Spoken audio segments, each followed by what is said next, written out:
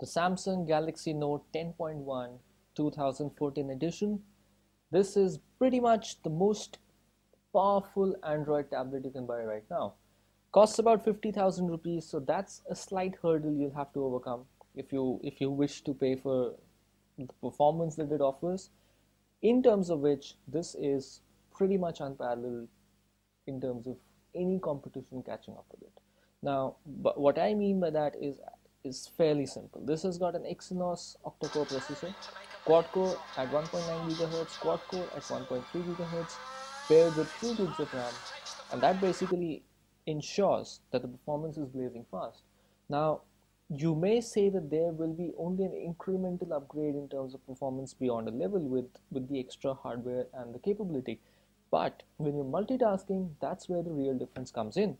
You can open a browser with 10 tabs on this, and the moment you open Real Racing 3 HD on this tablet with the browser running in the background, it's going to be simply much quicker than most of the other Android tablets.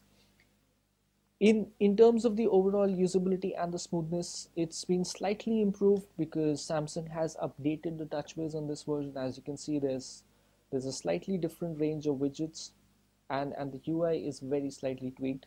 That's made a positive difference.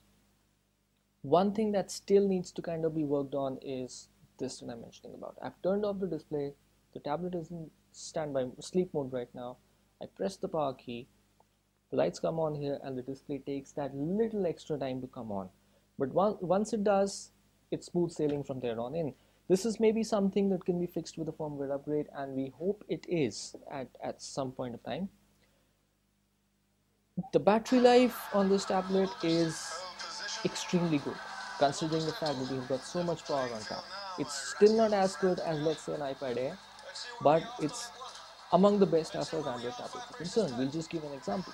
In an HD video playback test that we do on tablets, this particular machine lost 14 to 15% of power from full charge for an hour of HD video playback with the volume set at 50% and the brightness at 100%.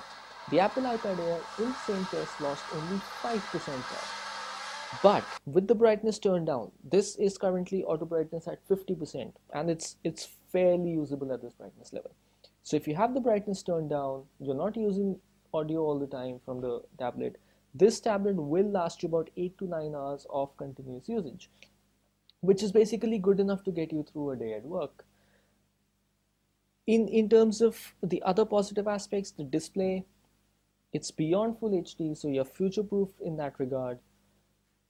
And it is pretty much the best display we have seen on an Android tablet so far. It comes very, very close to the iPad Air's display and even betters it in certain regards. Now, the colors on this particular screen are brilliant. And they're much more even than AMOLED. However, text crispness looks a little better on this than on the iPad Air for the same content side by side.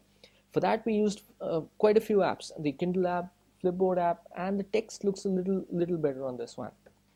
All in all, if you have a budget of 50,000 rupees to spend on an Android tablet, this would pretty much be your choice. I mean, there's absolutely no doubt about it.